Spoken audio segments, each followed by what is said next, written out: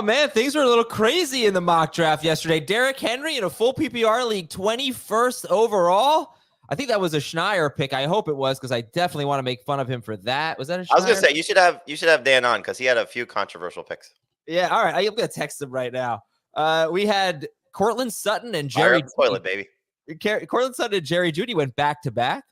We had Saquon Barkley and Josh Jacobs going 17th and 20th overall. We still had Rashee Rice in the second round, the last pick of the second round, 24th overall. And Calvin Ridley going in the fourth round at Heath, who we mentioned was super high on him. 21st wide receiver off the board.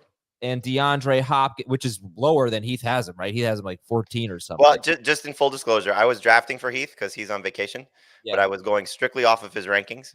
And so I was like, dude, yeah, I guess I have to. That's 3 full round. Calvin Ridley was pick 4.2, second pick of round 4, and Hopkins was the second pick of round 7. So a 3-round difference there. It won't be that drastic, I think, in most drafts. Anyway, I want you to follow along with the draft if you can. If you're listening, as of right now, the story has not been published. Jamie's just been very lazy, not doing anything lately. No, I don't publish the stories, so you're now critiquing our. Have you filed the story?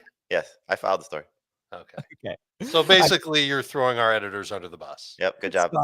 It'll be published very soon, probably by the time you listen. I'm going to put an episode. I'm going to put a link in the episode descriptions. I want you to be able to follow along with the results of the draft. If you're watching, you can see all of it. We have a spreadsheet up right now, youtube.com/fantasyfootballtoday.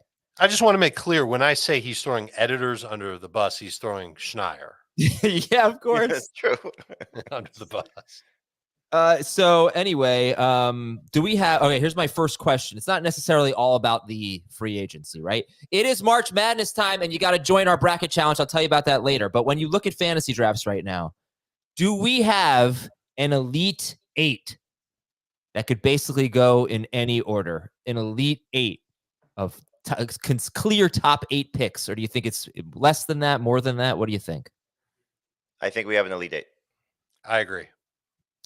So the 8 in this draft were in this order: McCaffrey, Tyreek Hill, Breece Hall, CeeDee Lamb, Bijan Robinson, Jamar Chase, Justin Jefferson to Schaefer, and Amon-Ra St. Brown. Number 9 was Jahmyr Gibbs. Number 10 was Jonathan Taylor. So you think like there's a line there that a St. Brown, for example, in a PPR league should definitely go ahead of Jahmyr Gibbs? Yes. Okay. And do you think that they more or less could go in any order, except maybe McCaffrey should definitely not go any lower than, like, I don't know, 3 or something? I think the receivers, the top 4 guys, is the most fascinating story for fantasy managers. Now that free agency is over, we'll see what the draft does. But, I mean, we've been saying for a couple of weeks at least, maybe more, that CeeDee Lamb is the number 1 receiver, maybe since the end of last season. We made the argument that Justin Jefferson could be number 1 still. And here we have our first mock draft post free agency, and Tyreek Hill goes first. So those 4 receivers in this order was Tyreek Hill, CeeDee Lamb, Jamar Chase, and Justin Jefferson. I'm just fascinated by how many different combinations we're going to see of those 4 guys. And if you want to put St. Brown in there as the 5th, I don't think he will go ahead of any of those other guys. So that's why I don't include him, because I think the other 4 are in the category to be number 1. It's just, to me, it's the deciding point for fantasy managers if you have a pick in the first 7 picks. Okay. Dave, how did your strategy, if at all, how did it change since free agency frenzy last week? You'll remember in the last mock draft that we did that I took 2 running backs with my first 2 picks, and I came away with a team that I didn't really love. And I told everybody, I'm not going to do this again.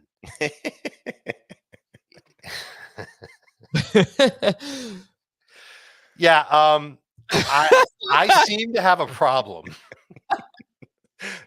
I was laughing to myself Monday show when you said, I'm going to embrace 0 RB. Yeah. There's no chance he's going to I mean, some people have really serious problems in their life.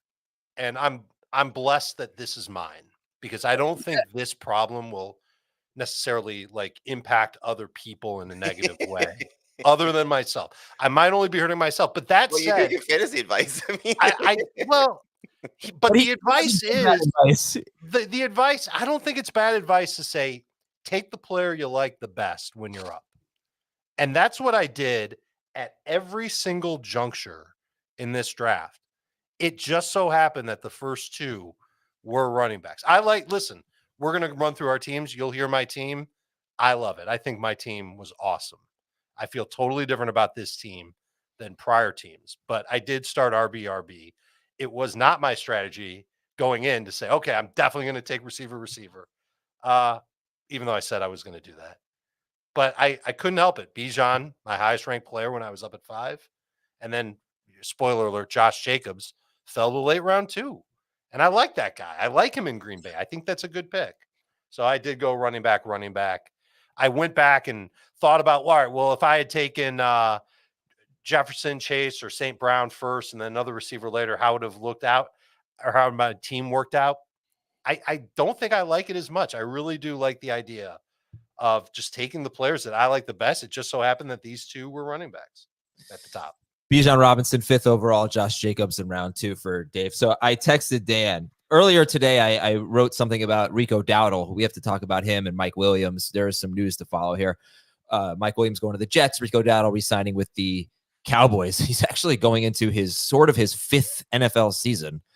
He missed one full season, Rico Dowdle. But I wrote, what did I write? I said, if at Dan Schneier is not, maybe if at Dan Schneier is not busy eating pastrami sandwiches, he can watch some Rico Dowdle tape. I watched him against the Giants and Eagles, 2 bad run defenses, and thought he looked good. And then I texted Dan and I said, you busy? We're making fun of your crappy picks from yesterday, and you can come on and defend yourself. And he wrote, Dan, would love to, LOL, but I can't right now. I would have brought up how you tagged the wrong Dan Schneier on Twitter. Yes, I certainly. There's more than one? Well, he's Dan Schneier NFL. This one is just at Dan Schneier, and it says account suspended. So that was probably his original one. Yeah, right. He probably got in trouble. I'm going to delete that tweet. All right. Anyway, back to the questions here. When did you find the running back value to be good? Because I was just listening back to the last show we did on Monday, and I said, I think I hate running back. And then I was doing this draft, and I was like, you know what? They fell pretty far, and here I am in round 6, and we got James Conner, Tony Pollard, Nick Chubb, Aaron Jones, Najee Harris, Raheem Mostert. These are round 6 picks. I was like, okay, you know what? If they're going to fall, then it's not. I don't hate running back anymore. It's not so bad. But what did you think, Jamie? When did you start to like the running back value? I mean, it kind of goes in ebbs and flows because there were some picks earlier on that were like a little cringy. But I think for the most part, though, it kind of fell in line with how I have it ranked. So to get Mixon in round 5, I thought that was great. The round 6 and round 7 and even round 8 running back value I thought was pretty good. To still get Devin Singletary in round 8, that's very good value. For what he could still potentially become. So yeah, I liked your Zach Moss pick in round 7. I thought the fact that Aaron Jones wasn't overpriced. Tony Pollard certainly was not overpriced. Ramondre Stevenson still at the 7-8 turn was very good. So all those guys I think were very solid picks, and again, not reaches for any of those players, just given what their potential value could be. There's going to be flaws with all of them, but that's why they're falling to those spots. All right. And Dave, when did you find the wide receiver value dried up? I would say I'm looking at our draft right now. I'm thinking it was going to be right around the midpoint of the draft, so late round 7. Like I remember taking Chris Godwin as my 3rd receiver. That was in round 7, and I'm fine with him as a wide receiver 3 in full PPR, no questions asked. But after that, it was JSN, Christian Watson, Cortland Sutton, Jerry Jeudy, Jameson Williams. I think right around there, the wide receivers kind of fall off a cliff. 29, 31, 32, 33, 34, 5, 6. It's about wide receiver 40, roughly. So that's not bad. And then I also felt like, and I'm gonna take a quick break on this little cliffhanger here. I also felt like after wide receiver 1, 2, 3, 4, 5, 6, 7, 8. 7, maybe 7 or 8. I didn't feel like there was a single wide receiver that definitely deserved to go in the second round. And then, of course, I had to draft one. So I want to get your thoughts on that. We're going to take a break. Have to draft one. Well, only a fool goes RB in a 3-receiver PPR league, and I had taken Jonathan Taylor in the first round. All right, we're going to come right back, but I want to tell you about our bracket challenge. You can go to cbssports.com/FFT and sign up. This is it. All right, you got to get your picks in by tomorrow, by tip-off of the first game tomorrow. Join our bracket challenge. I'll put a link in the episode description. If that cbssports.com/FFT link doesn't work, then go to the one in the episode description. I've been tweeting it as well. I've been asking everybody else to quote tweet it. I don't think either of you did yesterday. I'm mad at you for that. But I did. I retweeted it. You retweeted. I wanted a quote tweet, but that's okay. Anyway, please. 3:30 in the morning for you, by the way. If you win the bracket challenge, you're in the podcast league. And if you don't win, who cares? It's free. You had fun. You do have to if you don't have one already, you have to make a CBS Sports account. It's very simple. Let's take a break and come back with more on fantasy football today. Bracket season is here. Join the madness by playing the official bracket game of the NCAA. Get the CBS Sports app and be part of the madness. So, yeah, I took Jonathan Taylor 10th overall, and I was sitting there going, do I think? Yeah, but now looking back, I feel like maybe I should have taken Puka Nacua. I was hoping to get Puka, I didn't think was realistic. Garrett Wilson or A.J. Brown in round 2. After I took Taylor, well, I mean, all it would have taken was one player to get drafted ahead of them that didn't, because they were the last 3 picks before my next pick. So would you feel more comfortable with Puka and Barkley? That's exactly what I was going to say. Yes, I think I would. Rather than Jonathan Taylor and the guy I took after Kyren Williams, Puka Nacua, Garrett Wilson, and A.J. Brown were off the board, I took Chris Olave. And so who are the wide receivers that went? Olave, DJ Moore, which we think is too early at this point. Yep. Nico Collins, Rashee Rice. Then in round 3, Debo, Diggs, Adams, Ayuk, Higgins. I just don't know, guys, that any of them feel like second-round picks to me. So that was a little frustrating to me. Olave, I took him there at, 13th, 15th overall? Has he done anything to justify that? But I do think he was your highest-rated wide receiver at that point. I feel like if the Texans don't add anyone significant, maybe Nico gets there. But, yeah, I don't know. To me, it's a real weak spot at wide receiver if you don't get one of the top 8 or not. I'm sorry.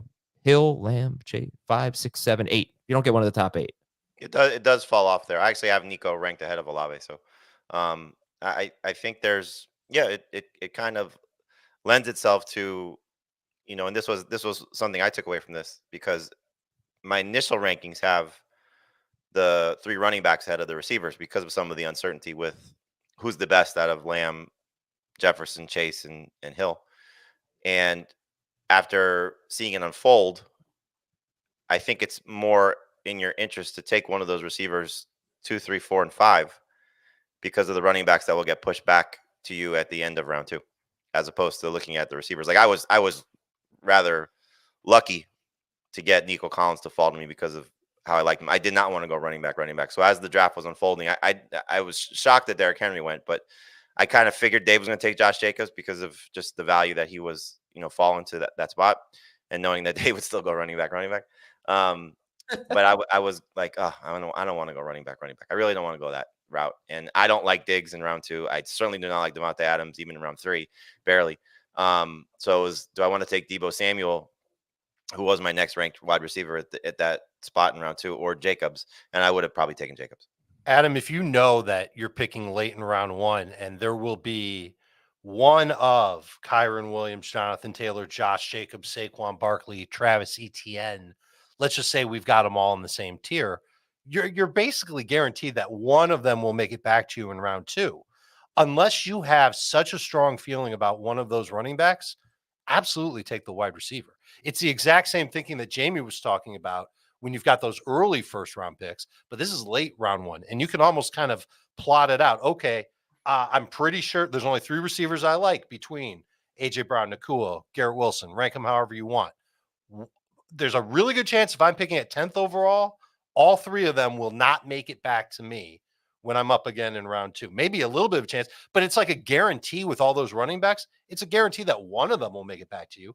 So unless you specifically want to start running back, like that's your plan going in, I would have taken one of the wide receivers first, knowing that you'd be able to get a good running back in round 2, have one of each after your first 2 picks. I think that's what the majority of fantasy managers are going to accept when they draft this year, having one of each after round 2. Yeah. So I'll ask you, after those Elite 8, which start do you like better, right? So the Elite 8 again was McCaffrey in some order. This was the order, but it doesn't have to be this order. McCaffrey, Tyreek Hill, Breece Hall, CeeDee Lamb, Bijan Robinson, Jamar Chase, Justin Jefferson, Amon-Ra St. Brown. Yeah. So after that, you had 3 straight running backs: Jahmyr Gibbs, Jonathan Taylor, Kyren Williams, Puka Nacua was the 12th pick of the round. So which start do you like best? Do you like Team 9, Jahmyr Gibbs and DJ Moore? Nope. Do you like specifically Moore? No. Yeah. Do you like Team 10, Jonathan Taylor and Chris Olave? That's third. That's your team. And I'm not saying no because it's you. I'm saying no because no. Do you like Kyren Williams and AJ Brown, or do you like Puka Nacua and Garrett Wilson? I would rank it Williams, Brown, Nacua, Wilson, Taylor, Olave, and Gibbs Moore. I literally have Williams ahead of Brown, Nacua, and Wilson in my rankings, just because I think he's got the most shot, the best upside, rather, to get to 20 PPR a game. Not sure if the other 3 can do it, but the other 3 can get you like 18, 17, 18. Yeah. I mean, it's interesting. Put me down for Kyren Williams and AJ Brown. Puka Nacua was something like wide receiver 12 per game with Cooper Kupp. So there's that. Garrett Wilson, I could say the same thing about him that I say about Olave. He hasn't done it. But we're expecting the leap for sure. AJ Brown was not even a top 30 wide receiver the last half of the year per game when Jalen Hurts was terrible and they just added Saquon Barkley. So I mean, if I'm not taking Taylor there at 10, I guess I'm taking Puka Nacua. Do you guys do you have any doubts about Puka Nacua? I mean, obviously there's got to be some level of concern just because is he a 1-year wonder, but I think you're looking at a lot of the advanced metrics and a guy entering year 2 in a great system that just upgraded its offensive line significantly and hopefully will continue to do so in the draft based on some of the mock drafts I've seen.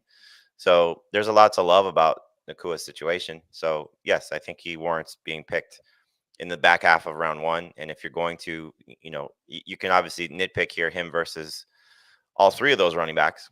But again, if you're planning out a strategy, as we've kind of laid out for you, the strategy is probably best to take the receiver and then hope one of those running backs come back to you in round 2. And it's not just, those guys, because it's Gibbs, Taylor, and Kyren.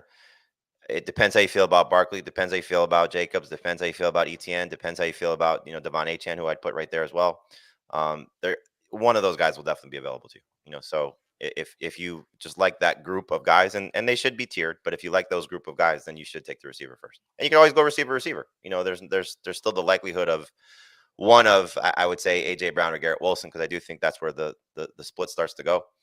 The fall off starts to go a little bit. One of those guys might be available to you too. Okay. So let's take a break from the draft here and go through our news and notes, and then we'll get right back into it. Tell you where all the free agents, and not just the free agents, but the players who are affected by free agency, like an AJ Brown, like a DJ Moore, like Keenan Allen, whatever, free agency and trades, where they went. All right. So your news and notes: the Jets signed Mike Williams to a 1-year deal. Let me tell you this about a soon-to-be 30-year-old receiver coming off a torn ACL. Well, in his last 3 seasons, go back to 2021 and remove his partial games. He had 2 very, very short stints where he did nothing. And then count only the 3 games in 2023. You are talking about a guy who has been top 14 per game in non-PPR 3 straight seasons, and anywhere from 10 to 17 per game in full PPR 3 straight seasons. He's actually been really, really damn good. And if you look at his ADOT in those 3 years, it used to be like 14, 16, 17. It's been right around 12 yards each of the last 3 seasons. Mike Williams has been very good when he's been on the field over the last 3 seasons. Dave, does he have anything left in the tank? What do you think about this move for Mike Williams? For the role that he'll play with the Jets, yes, I think he's got something left in the tank, and he can be the clear number 2 wide receiver, a red zone option for Aaron Rodgers. You know that the target should be accurate. And as long as he holds on to the football, which is not always a guarantee with him, he should be fine. I like that he'll almost never see double coverage. Teams are going to put their safety over the top of Garrett Wilson more often, certainly on those long passing downs. And I almost view him as like an upgraded version of Alan Lazard. And Lazard had some huge numbers with Aaron Rodgers once upon a time. Now it's Mike Williams' turn. Could he be around 12 to 13 PPR points per game? In 3 games last year before he tore his ACL, he was at 16.7. So if he can get 16.7 last year and off to another hot start, yeah, absolutely. You could pencil him for 13 PPR points per game. And not a lot of people are going to look at Mike Williams and say, oh, yeah, I want that because he's burned fantasy managers so badly in the past. So I like targeting him as one of those wide receivers that should go close to where that cutoff that we talked about was. Yeah. Like right around wide receiver 38, 40, somewhere in there. That's where he's going to go. And I like him in that range. Okay. The Raiders signed Alexander Madison. Jamie, Zamir White down the stretch last year. Zamir White was the number 9 running back in PPR. And not like he was catching a lot of passes, number 12 per game. Now they bring in Alexander Madison, who in the last 2 seasons, I think it's 254 carries over the last 2 seasons for Madison. His longest run is 21 yards. What do you think of the Raiders' backfield? I think Madison's a good backup. I don't expect him to be the starter. It's just a little bit of a knock now on Zamir White because there is somebody that could take him off the field, whether you believe he should come off the field or not. But there is somebody to take him off the field now for whatever amount of touches they'll give Madison. So he's an upgrade to their backups, but don't anticipate Madison coming in as the starter. It's not one of those situations. So this is a good thing in a lot of cases for Zamir White because there wasn't somebody of significance added. I mean, they could have clearly been aggressive in free agency and brought in somebody to replace Josh Jacobs, but it feels as if they're going with him as their starter. So he's a borderline number 2 running back, a very good flex, someone that should go in that range that we talked about, round 6, I think at the earliest. But yeah, very, very capable fantasy option based on what we saw last year. I wouldn't rule out the Raiders drafting a running back on day 2. Yeah, that certainly could still happen. But I mean, I think you're seeing their backfield, sort of look the way that they potentially want it to look. And again, based on how it looks right now, that's good for Zamir White. And Zamir White was the first pick of round 8 in the draft we did yesterday. That was that before the Madison news?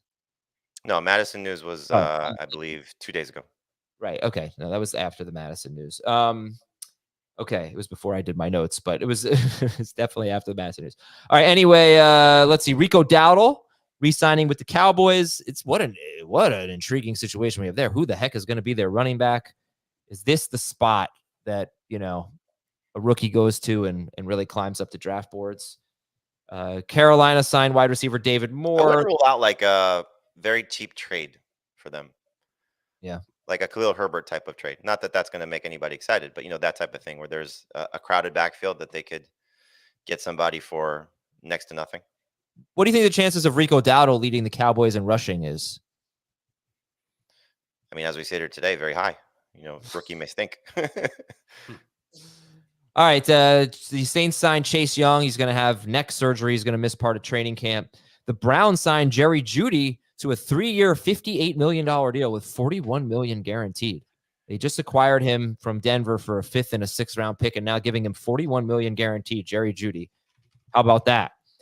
Cincinnati signed Trent Brown, offensive tackle. They lost offensive tackle Jonah Williams to the Cardinals. The Lions lost Jonah Jackson, remember, offensive guard. He went to the Rams, right? Rams, yeah. Right? Jonah Jackson? Yeah. And they just signed the Lions signing Kevin Zeitler, former Ravens offensive guard, who's getting up there in age. He's been a good player. He to a 1-year deal. Arizona signed offensive lineman Evan Brown. The Chargers signed a center, former Panthers center Bradley Bozeman to a 1-year deal. The 49ers signed Josh Dobbs. He will be an all-pro in a few years. The Vikings continue to add to their defense. They signed cornerback Shaq Griffin and defensive lineman Jonah Williams. Lions defensive end Romeo Okwara is retiring after 8 seasons. And the Seahawks signed defensive tackle Jonathan Hankins. If you might recall, the Cowboys' run defense fell to pieces last year when Hankins got hurt. So maybe a nice pickup there for the Seahawks. Okay, back to the mock draft. And we can go through it, I guess. Let's go to McCaffrey, Hill, Hall, Lamb, Bijan, Chase, Jefferson, St. Brown, Gibbs, Taylor, Kyron, Puka. That's round 1. Round 2, Garrett Wilson, A.J. Brown, Olave, DJ Moore. Too early for Moore. Saquon. Then we have 5 straight running backs in the middle of round 2. Saquon Barkley, Devon Achane, Travis Etienne, Josh Jacobs to Dave, Derrick Henry to Schneier. Barkley, Achane, Etienne, Jacobs, Henry. Dave, is anything wacky there? No, I think this is about the range you would find Barkley, Jacobs, Etienne, and Achane to go in. I think Henry going late round 2. It feels wacky to us. I wouldn't be surprised if this is where his ADP was come August, because people are going to be so excited about his potential to score 15 to 20 touchdowns in Baltimore and have, 80 plus rushing yards in half of his games. He could be really good. He just has to stay healthy. What are the knocks on him? He's not going to catch a ton of passes, and he's 30 years old. And as long as he avoids those 2 things, if he can make up for the lack of catches with touchdowns and big runs, and he stays on the field, he'll be worth the pick. He'll be worth this pick. I would just rather take him in late round 3 or round 4. All right, that's Derrick Henry we're talking about here. Next 3 picks to end round 2 are Nico Collins and then a couple of Chiefs, Isaiah Pacheco and Rashee Rice. Jamie, given the Marquise Brown addition, first of all, who should the first Chief off the board be? Let's see. Kelsey went in first pick of round 4. But yeah, you got Pacheco and Rice back to back. Should either of them be in round 2? Who should the first Chief off the board be? Pacheco. You think you like him there at 23rd overall? Yeah, I think, when you're looking at the range of running backs here, this is where he goes. After I would take him over Henry personally, but after the group that we saw before Henry, so Jacobs, Etienne, Achane, Barkley, he's right after that for me. All right. When should Rashee Rice go? Here's a guy affected by free agency as they bring in Marquise Brown. Marquise Brown was I just had it. Where's Marquise Brown in here? Round 7. Round 7. Yeah. Okay. Early round 7, 7.3. So Rashee Rice, 24th overall. Too early?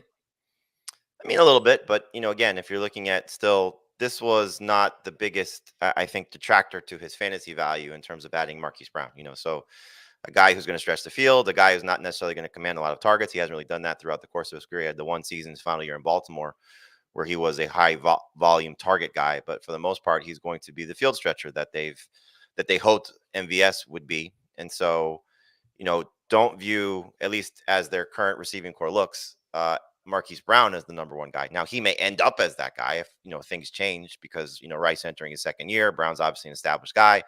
And if Patrick Mahomes decides to lean on him and they change some of the routes that he runs, then he will be better than Rashee Rice. But at this point, I think Rice is better suited for a round 3 pick. Marquise Brown in round 7 is the perfect range for him. Let's go to round 3. James Cook, Rachaad White are the first 2 picks of round 3. 2 running backs. James Cook, Rachaad White. The rest of the round has 8 receivers, a tight end, and 1 more running back. So after Cook and White, it is Deebo Samuel, Stephon Diggs, Devontae Adams, Brandon Ayuk. And Dave, in that group of 4, you've got 2 49ers receivers and 2 older studs coming off bad years.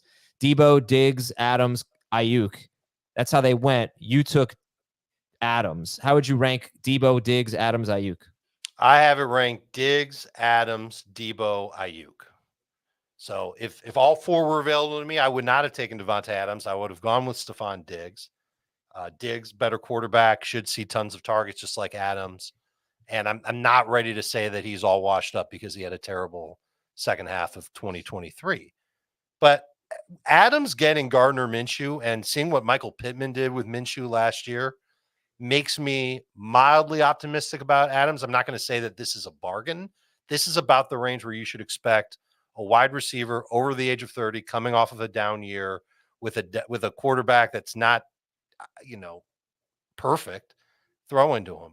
This is the range. This is me banking on Devontae Adams still being good at what he does without that much of a drop off as far as his explosiveness and still getting double-digit targets per game. Notice, by the way, we're 30 picks in. We have not had a tight end or a quarterback come off the board. That will change, though, with pick 31, where Schaefer takes Sam Laporta, the first tight end off the board. Ken Walker to Joel T. And then we get 4 wide receivers who, they're pretty different players here.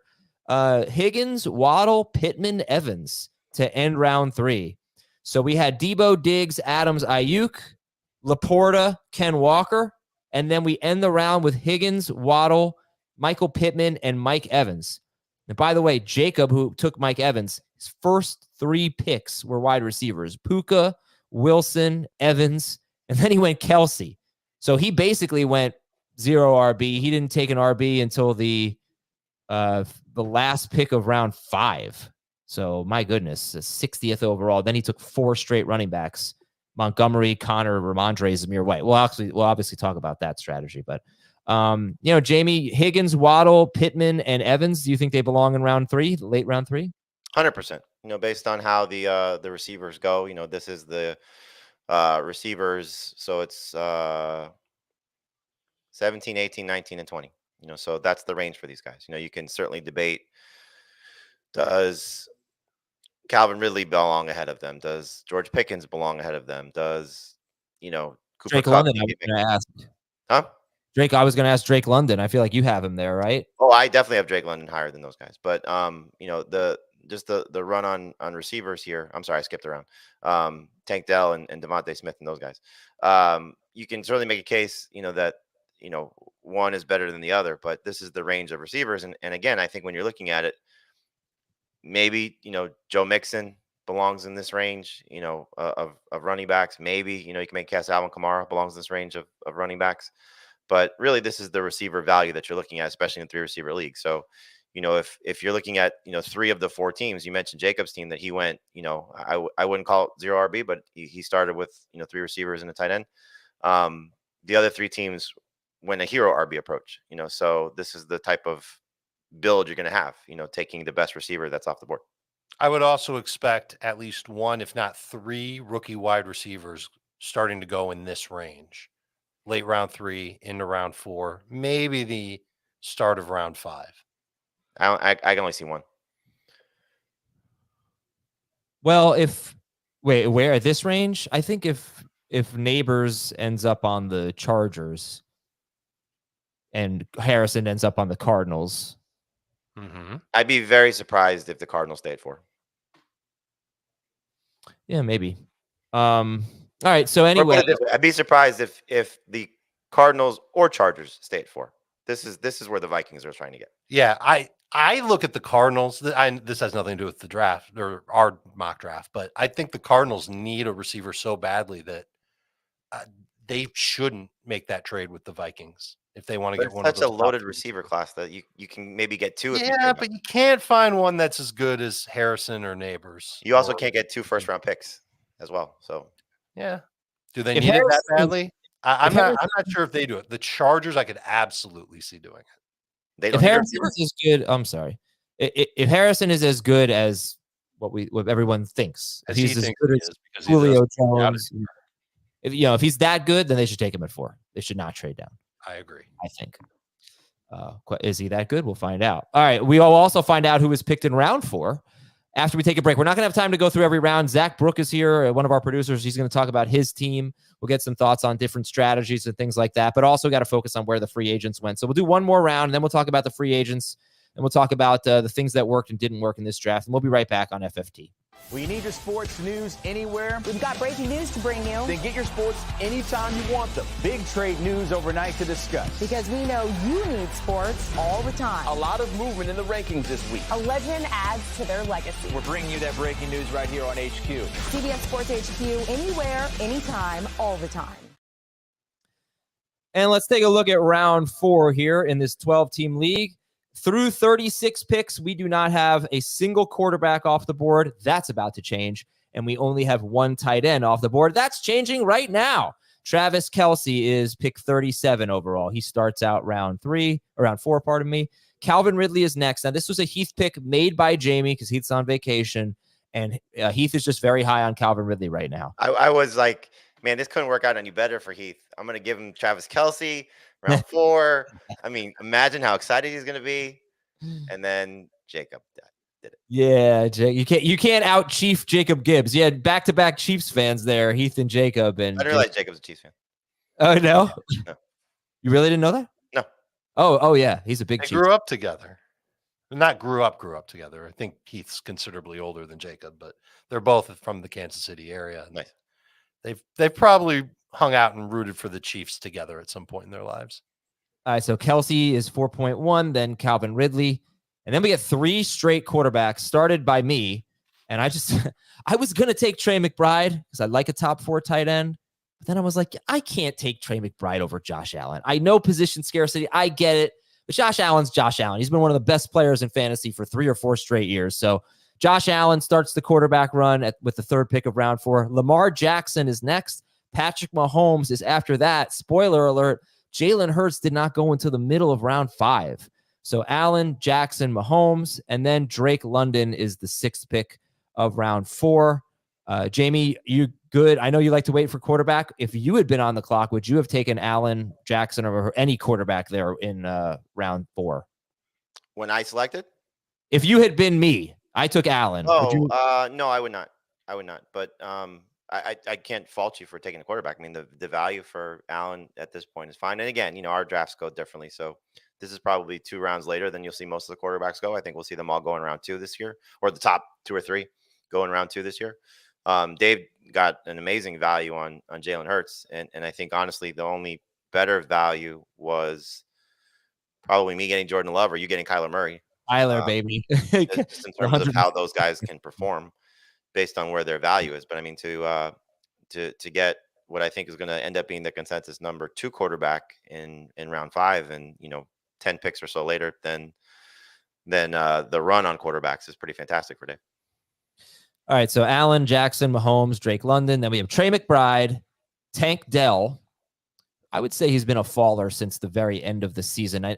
Since the very end of his season, and I think it might be because Nico had such a good finish without Dell, and then a good playoff game. That might be why. I don't know. This is the lowest he's gone in any of our mocks. He was an early round 3 pick in January and February. I think it's interesting that Devontae Smith goes so far after Higgins and Waddle in this draft. Almost. Well, you kind of were alluding to this a little bit when you were talking about AJ Brown, that the addition of Barkley, and we've seen sort of Devontae Smith's numbers pop when someone's been missing. Mostly it's been Dallas Goedert the last 2 years. And so not that he's been bad, but he's been exceptional when the targets have been up, understandably so. And so now you're adding in a better running back, at least based on, I don't want to say name, but based on, probably history by comparison to DeAndre Swift. So hopefully Barkley changes the offense a little bit for Barkley's perspective, but it's clearly a negative if everybody's healthy, with Goddard and AJ Brown there. So it's understandable why Devontae Smith has fallen. Yeah, I think it's interesting that Smith, Jalen Hurts, and Dallas Goedert, I don't know if he fell because of Barkley, but he was a fairly late pick, round 10. Well, just for a second there. So if you recall in the draft, I backed out the pick when I ended up taking Ridley, and I wasn't exactly, for Heath. I was paying attention to Heath. Huh? I'm sorry? Yeah, you took him for Heath, not for you. Heath. So Heath actually does have Devontae Smith ranked ahead of Calvin Ridley. But I was like, I don't want to give him AJ Brown and Devontae Smith 2 rounds apart, so right. That's why I'd be surprised if he had done that. And then you gave Heath Dallas Goedert in round 10. Well, at that point, it was like that's his highest rated tight end. But I was like, it didn't really matter then. Yeah.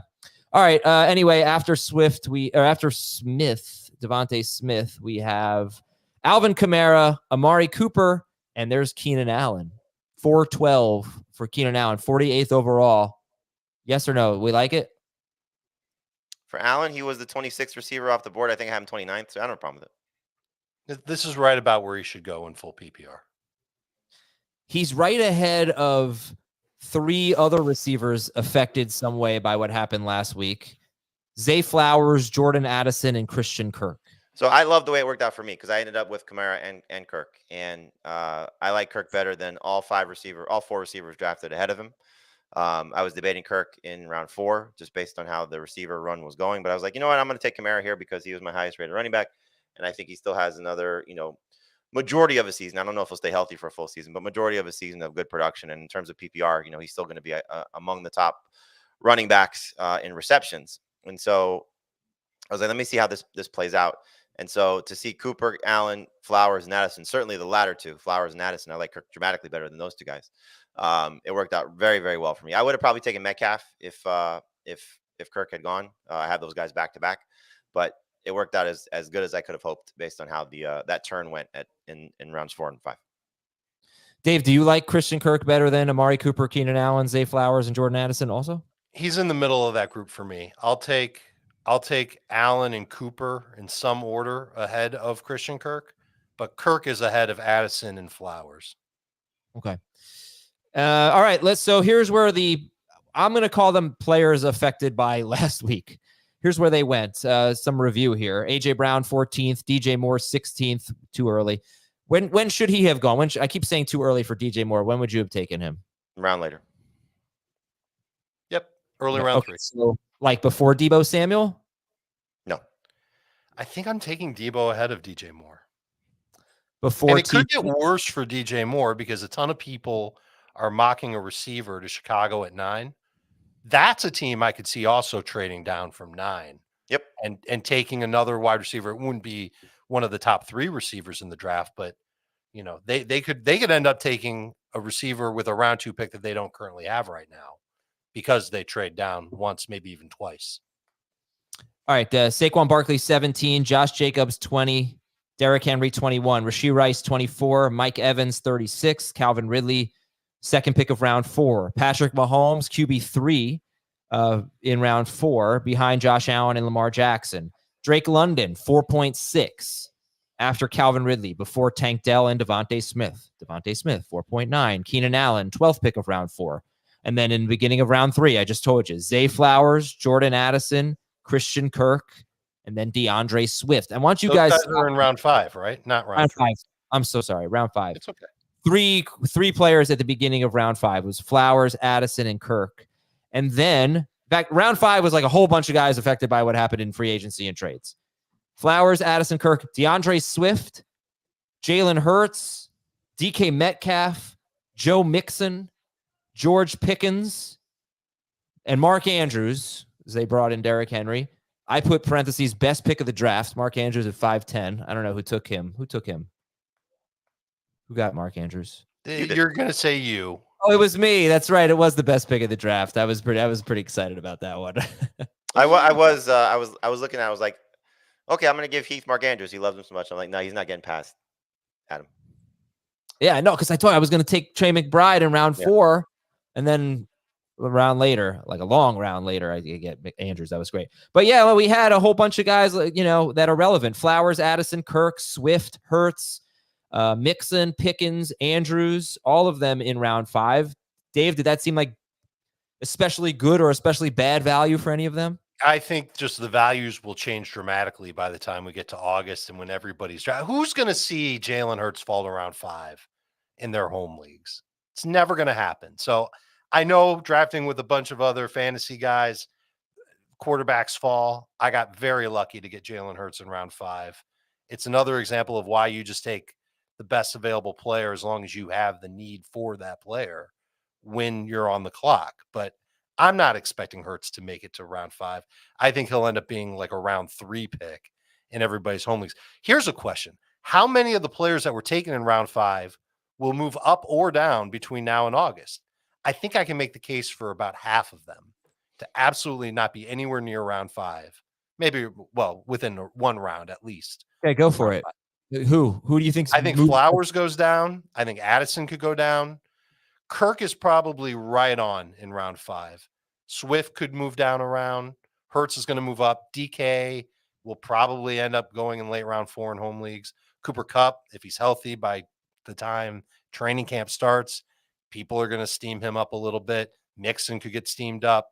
Pickens probably early round 5. Andrews will get steamed up into late round 4. Javonte Williams can fall back around, but he was toward the end of round 5 anyway. So I almost He's wonder. a little high for Heath. I feel like round 5 will look dramatically different by the time we get to August. Yeah, and I mean the Jaguars very, very much in play to draft a wide receiver even in round 1, and I would wonder where that would put Christian Kirk. You know, It would move him back maybe around. I still think even if they take a receiver, that Christian Kirk's going to lead them in targets. All right, other players affected by free agency / trades next round. Tony Pollard, 6.2. Aaron Jones, 6.7. Deontay Johnson and Kyle Pitts were also late round 6 picks. You had Pollard, Aaron Jones, Deontay, and Kyle Pitts, Jamie. I mean, again, you're looking at, hopefully some upside in the case of Deontay Johnson going to be the number 1 receiver clearly for the Panthers as of now. Pitts clearly gets an upgrade with the addition of Kirk Cousins. You can make a case Terry McLaurin's impacted because now that they moved on from Sam Howell, they're getting a quarterback. So I don't know how much that factored into somebody drafting McLaurin in this spot, or maybe him falling to this spot. If you're, comparing him to some of the receivers ahead of him, I would take McLaurin ahead of Flowers and Addison, for example. So, there are clearly some, things at play here. Dalton Kincaid also impacted because of the loss of Gabe Davis. Again, anytime somebody was missing last year, Kincaid was fantastic, whether it was Dawson Knox or Davis at the end of the season. So you can make a case he was, he benefited in some way, shape, or form. So, I mean, a lot of these guys are going to be impacted by something that changed. I don't know if I can go through the whole list here, but let's get to round 7 because round 7 had a bunch of guys impacted. Tell me if these are good values. Round 7 for DeAndre Hopkins. It's right where he should be. In the, I don't know if I want to say the round, but certainly the receiver number, he's right in the range of where he should go. And he probably falls around in the 2 receiver league. At this point, we're in the mid 70s in terms of overall picks. So Hopkins, Marquise Brown, 1 pick after Hopkins. Yeah, I was still getting him there. I think he should go ahead of Hopkins. Agreed. Late round 6 is okay for Brown. Austin Eckler, next pick. It's a fine pick at this point. It's too early for me. Chris Godwin, the next pick to Dave. Fine pick in this point. When I was up in round 6, I took another running back. It was Najee Harris. I thought it was good value, but I also had a list of like 5 receivers that I would have been thrilled to get in round 7. And Godwin was pretty close to the top of that list, especially in full PPR. I think he starts this season strong. I think he'll be healthy. Another year with Baker. He knows what his role is going to be. I think his target volume is going to go up. I'm kind of excited about getting Godwin in this range. Jackson Smith-Njigba, the next pick. Yeah, I mean, you're taking a chance on him being the next, the number 2 receiver in I'll stop saying in Seattle. So I don't mind him in this spot. I think it's too soon. I think RJ took him at 78. Maybe there's not a shot of him making it back to RJ in round 8, but there's other players that I would have taken ahead of him. They're good running backs that went after JSN. The next wide receivers, though, were Christian Watson, Cortland Sutton, Jerry Jeudy, Jamison Williams. So if you're targeting that position, that was already his 4th receiver. But all those guys went in round 8.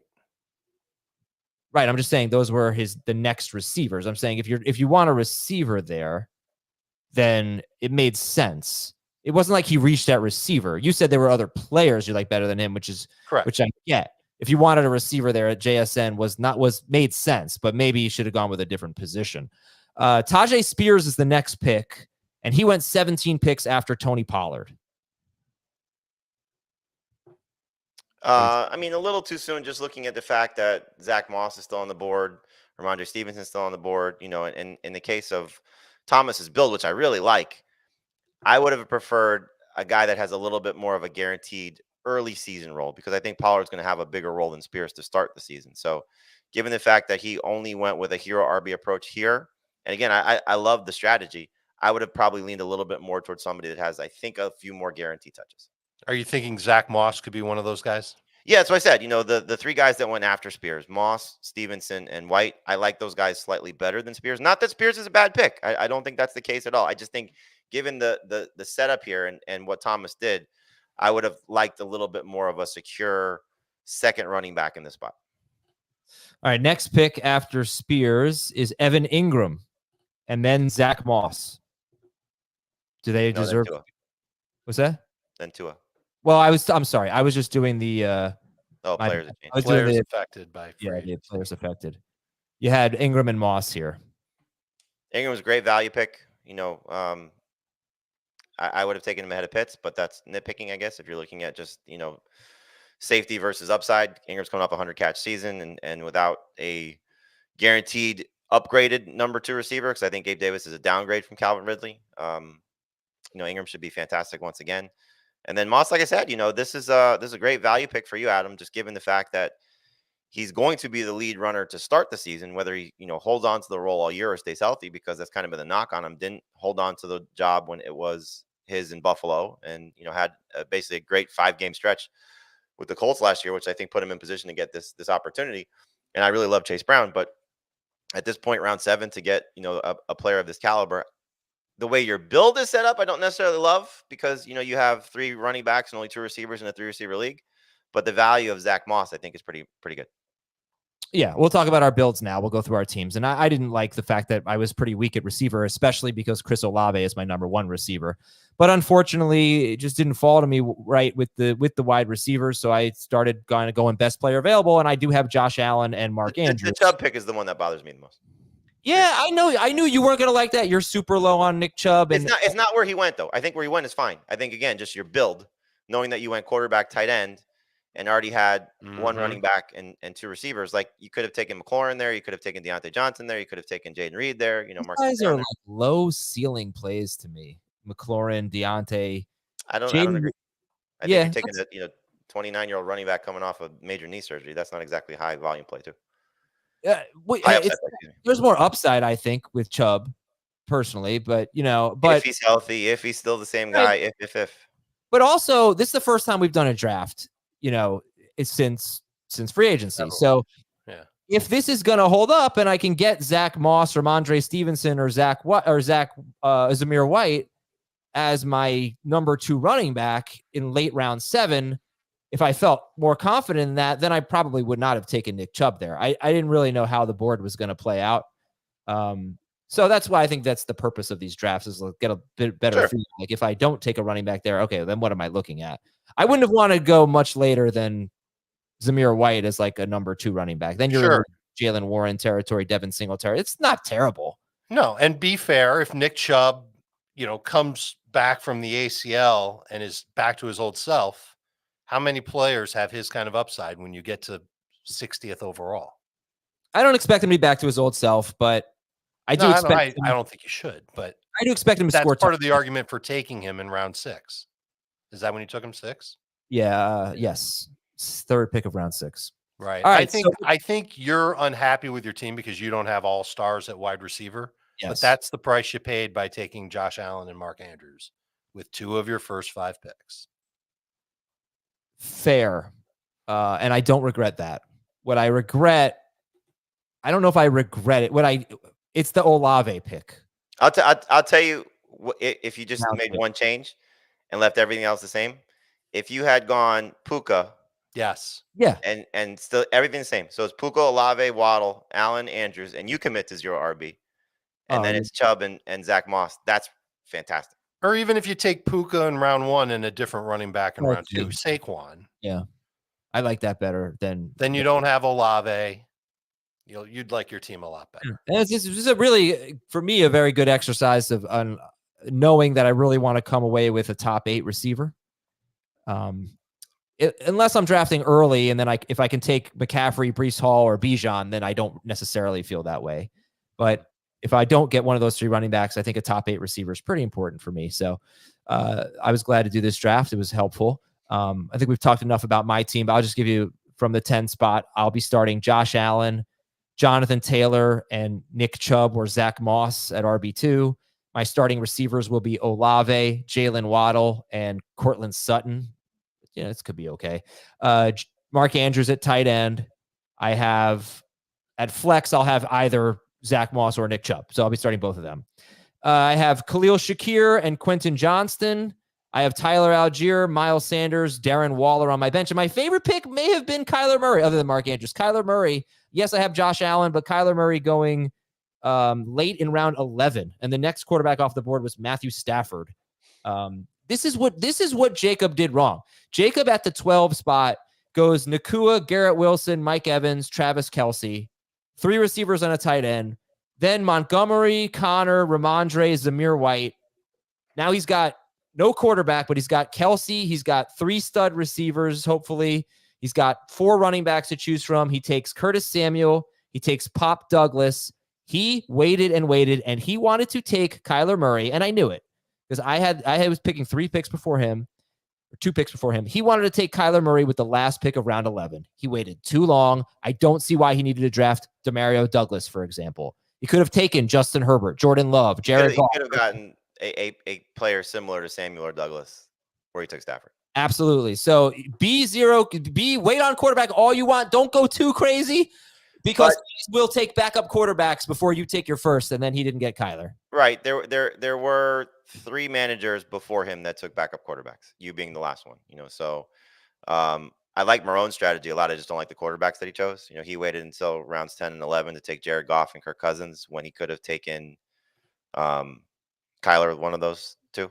Yeah. And Brandon obviously took Tua Tagovailoa way too soon, given his build. But I guess, Jacob was probably looking at it and say, wow, why would Adam take Kyler Murray when he's got Josh Allen? Not knowing you. I think like it was either going to be him or Jaleel McLaughlin, who it's a good pick there. But I think what happens if Josh Allen gets hurt? I'm going to be pretty happy that I have Kyler Murray. All right. Zach Brook, one of our producers, has been waiting patiently to jump in here.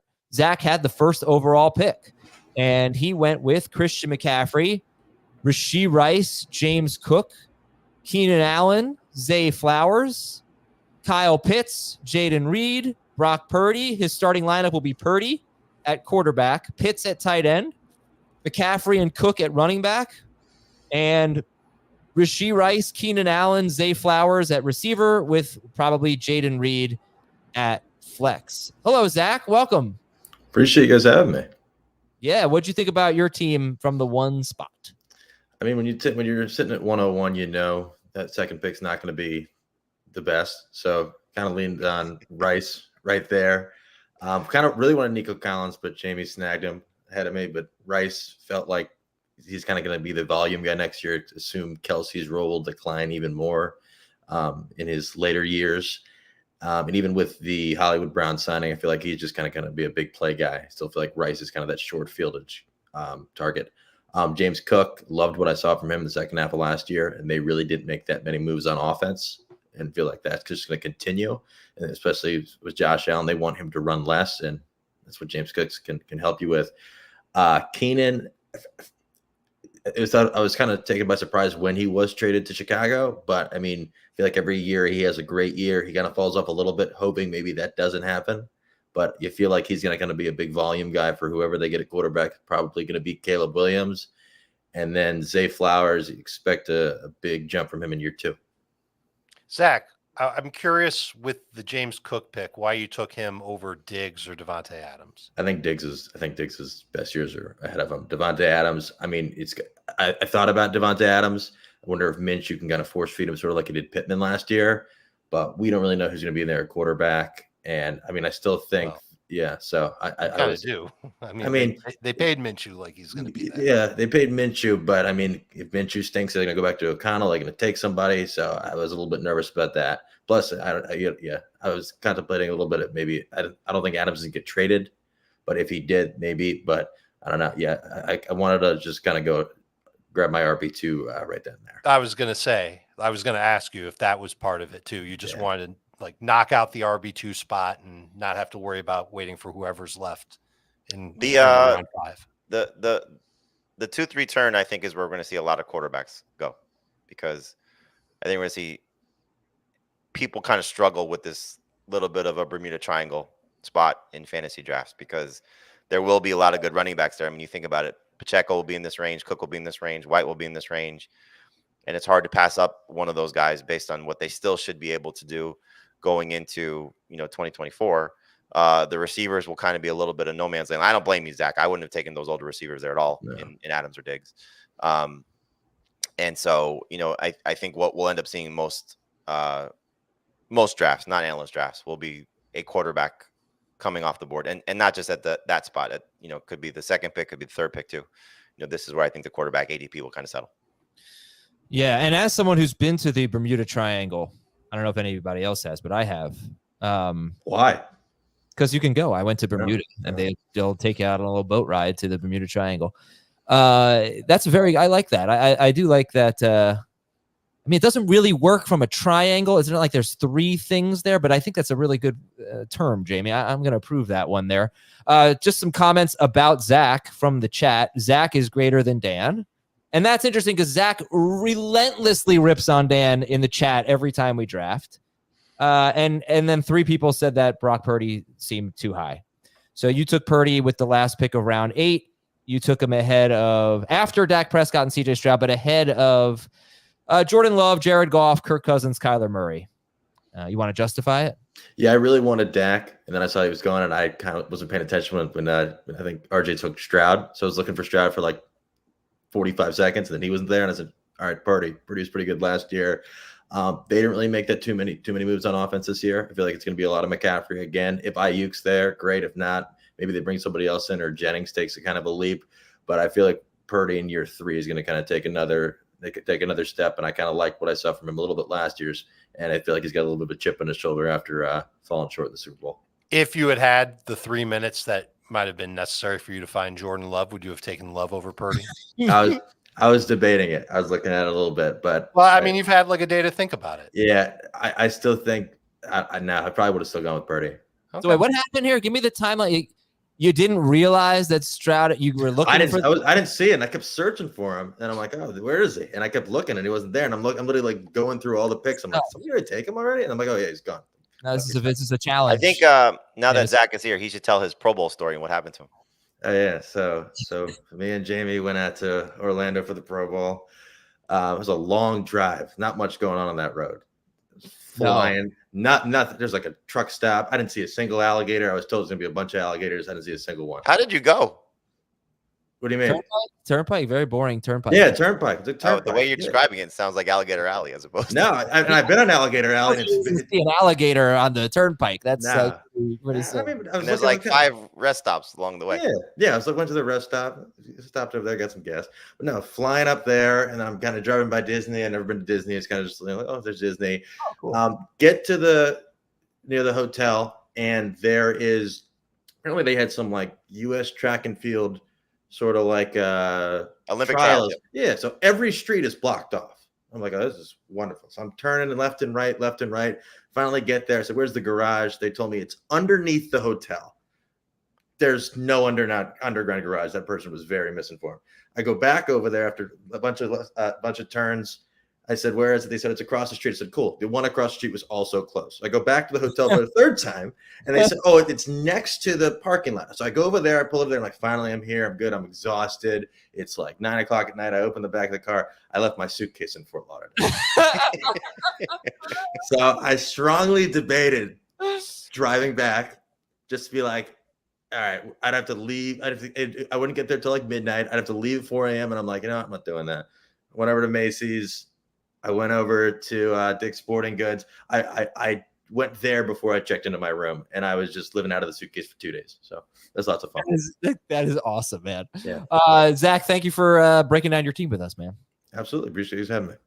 All right, Jamie had the 3rd pick. His starting lineup is going to be Jordan Love, who we took in round 10, Breece Hall, and Alvin Kamara at running back. Wide receivers are going to be Nico Collins, Deebo Samuel, and Christian Kirk, with Marquise Brown and Jalen Warren as flex options. Dalton Kincaid is the tight end. One more time, it's Love at quarterback, Kincaid at tight end, Breece Hall and Alvin Kamara, Nico, Deebo, Christian Kirk, and then at flex, Marquise Brown or Jalen Warren. He also has Chase Brown, Elijah Mitchell, Michael Wilson, Darnell Mooney, and Israel Abanikanda to back up Breece Hall. All right, Jamie, you like this team? Yeah, very much so.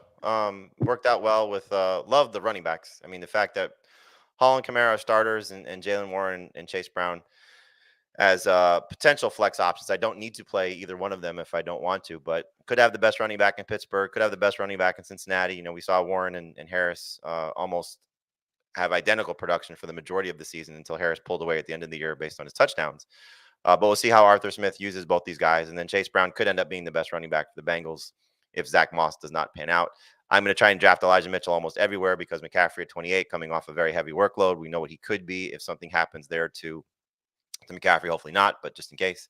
But to get, 4 receivers like this, there's not I don't think a top tier guy because as we said, those kind of dry up after the top, 6 or 7 or 8 guys, whatever the number is. But he's in that next group for me. A guy that should be drafted in round 2, Nico Collins. I think Debo Samuel's borderline top 12 guy and could be amazing if Brandon Ayuk is traded on draft day. And then I'm excited about Kirk as well. So Kincaid was great value as he's my number 5 tight end. I drafted him at tight end 6, I believe, after Kittle was taken. And then to get Jordan Love in round 10 is just ridiculous. So I would have been fine if it was Kyler Murray. That was my kind of fallback option, the way the draft was unfolding. But to get Love at that spot is just, larceny. It just goes back to the draft strategy for quarterbacks that I want to use this year, which is you can't believe the value that's staring you in the face and you need a quarterback and you just go and get him. And that's how I felt with Hurts. And I'm sure you felt similarly with Love. Without a doubt. But, 5 rounds later. No, I get it. Why Love over Kyler? You can pretty much pencil in. Let's pencil in Marvin Harrison to. If Marvin Harrison goes to the Cardinals, would you take Kyler over Love? No. I still like Love better. Okay. Dave had but they are back to back in my rankings, 9 and 10. Okay. Dave had the 5th pick, and he waited on tight end. He didn't take a tight end until his last 2 picks, rounds 13 and 14, Dalton Schultz and Pat Freiermuth. Jalen Hurts is his quarterback. Let's put Dalton Schultz at tight end. We've got Bijan Robinson and Josh Jacobs at running back. We've got Devontae Adams, Tank Dell, and Chris Godwin at wide receiver. And our flex will be Najee Harris or maybe Brian Robinson or maybe Mike Williams or maybe Jacoby Myers. Pretty good depth there. And you've got Kendry Miller and Jalen Hyatt as well. So one more time, the starting lineup for Dave out of the 5 spot where he took Bijan Robinson will be Jalen Hurts, punted tight end, Dalton Schultz or Pat Freiermuth there. Bijan, Josh Jacobs at running back, Devontae Adams, Tank Dell, Chris Godwin at receiver, and then either Najee Harris, Brian Robinson, Mike Williams, or Jacoby Myers at flex. You do I like that. You have some good flex options there. How do you feel about your team? Love it. I hope I can pull this off on draft day when it matters, but as I've already told you, I think it's pretty unlikely that I'll be able to do it. The one thing that I think I will be able to do is take 2 running backs with my first 2 picks. If these are going to be the running backs, I'll be completely fine with it. We've already run through a bunch of teams that have 1 good running back and 1 bad running back, or 1 good running back and some question marks after that. That's even worse. I've got 2 running backs that I feel comfortable with going into the season as things stand now. I don't see any contract holdouts for either of these guys. I don't think injuries are playing a role for either of these guys right now. I think they're both young enough where they can hold up to a good workload.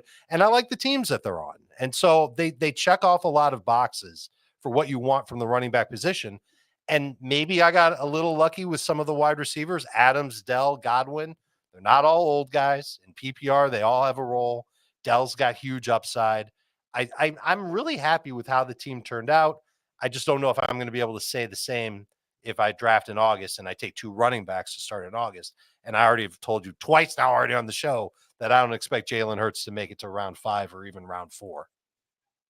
Why did you not take Tyler Algier? You took Kendry Miller in round 11. I took Algier in round 12 with Bijan Robinson as your first pick. Do you regret that? No, because first of all, it's a mock draft, so I don't really care as much. But also, I think there's more upside for Kendry Miller if he becomes a focal point of the Saints offense compared to Algier, who legitimately will need a Bijan injury. I don't know if the Falcons are going to stick with the 2-pronged, 3-pronged, if you include Cordero, running back approach, the committee deal that they did with Arthur Smith. I sure as hell hope they don't, because I took Bijan so early. Well, Patterson's gone. I think it's more the strategy of, do you take your own handcuff or somebody else's handcuff? And so, if you're playing, it's not playing scared to say I'm banking on an injury, and so taking the handcuff of your own running back. It's more an aggressive approach of, he could have two Yes. RB1s if Kamara goes down and Kendrick becomes the guy there. Do you advise the Devontae Adams managers to take Jacoby Myers as you did? No, Myers just fell to a point in the draft where I felt like he was good value. Okay. There's no mysterious handcuffing thing going on. I mean, what the hell? They're both catching passes from Gardner Minshew. It's not great, but it was just value for Myers. Okay. That's And who are you going to take to win the national championship? I picked UConn. Florida. I think I'm going to go with UNC. I like that. Really? Okay.